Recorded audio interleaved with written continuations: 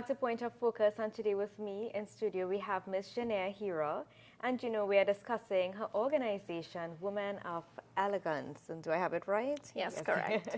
Women of Elegance, such an interesting name. I think women need to see themselves like that. Yes, elegance is true. And a lot of times women do not have standards or create standards for themselves, and they fall for, or they are subject to whatever is coming their way, or whatever society throws at them.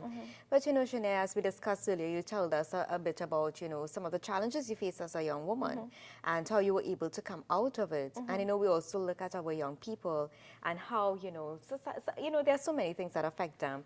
But in light of that, it's always important to stay positive. Yes. And I think organizations like these are so vital. And can you tell us a bit of some of the upcoming events you have later on this year that sometimes some of the mothers that are looking on, or even the young people, may want to attend? Yes. Well, there's an upcoming event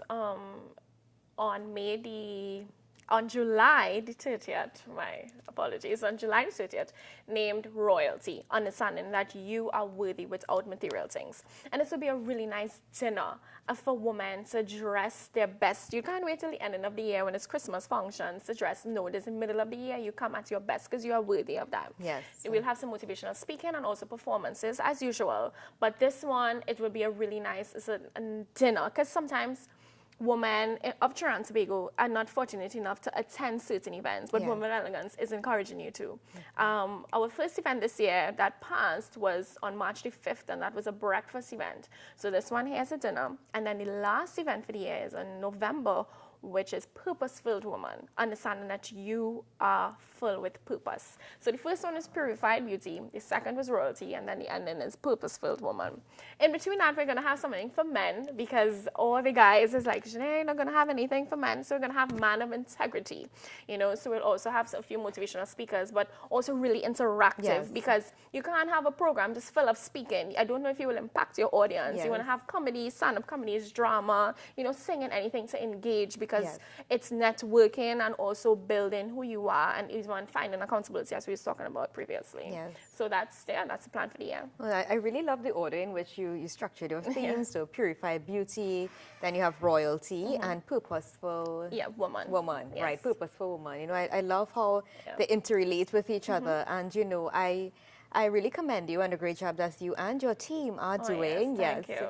And do you have a contact information? Yes, they can call me directly, or they can email at our email address, which is womenofelegance12@gmail.com, or they can call 720-8637. And we also have a Facebook page, Women of Elegance, and an Instagram, Women of Elegance. That's great. Yes. So Janae, we've looked at what really makes a woman, right? And I want us to discuss that more. I mean, even for men looking on, this might be very good for you to know, because, you want to treat that special someone, right, someday. And, sometimes it's good to build your character from now, even as a young man. But what do you think really makes a woman or defines her?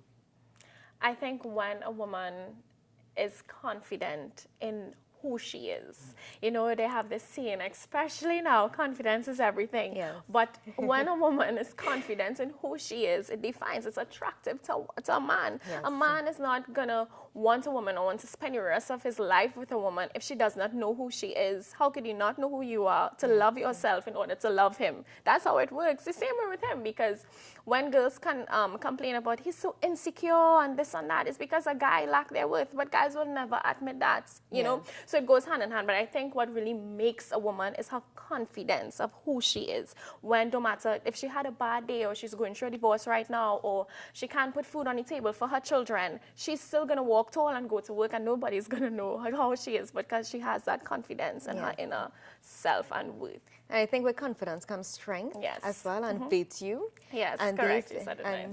These are all attributes that really adds to a woman.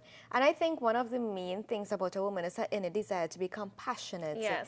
Women tend, men have this saying that they are so sensitive. Yes, but that's how they were created, to care and to love, and vice versa as well. Yes. We are not leaving out the men. But let's look at young men in society today. I've heard young women say, I'm not meeting anyone, or you know, men tend to be very abusive. I mean, it goes both ways, right? I'm not you know, biased to both sexes, but however, you know, we've looked at young men and how, you know, because there's no father figure, because there's not really a much positive impact, you find that some young men, they tend to turn out or take the wrong direction.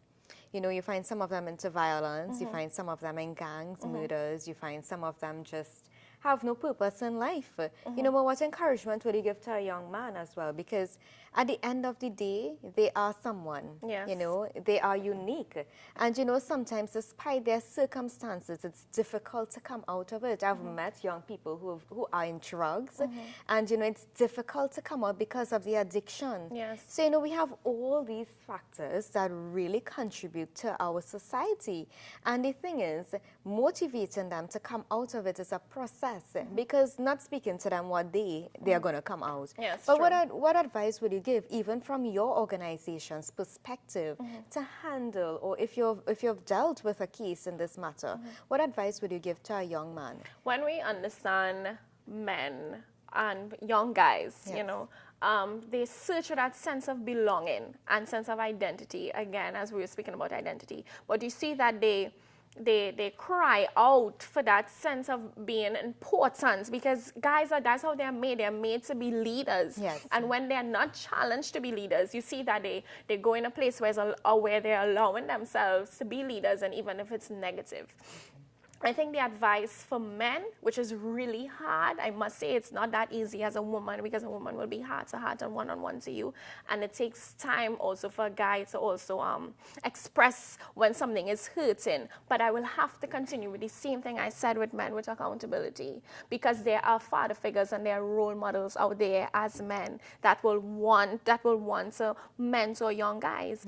But then the challenge is how you're going to get a young guy who is faced with this difficulty outside to want to open up to another man who their whole life they have never experienced what it is to have a father, because all they say, my mother was there all the time, I don't have a father, or they don't know, because they're gonna beat fathers one day.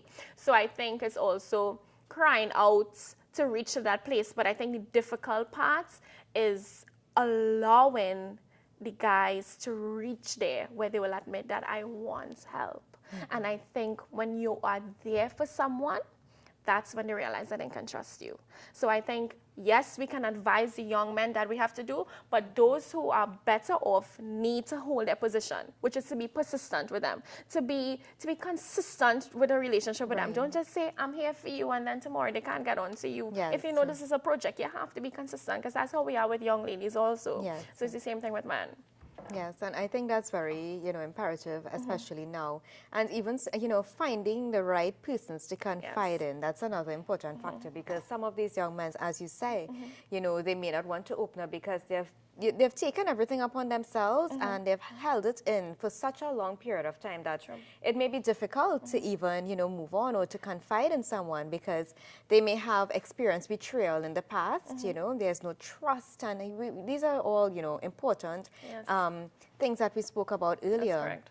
Trust and confidence and all of these things. And, you know, even for whatever, to me, you know, Janae, what I believe is that whether, despite your age, you know, even young or old, you know, it comes back down to who you are.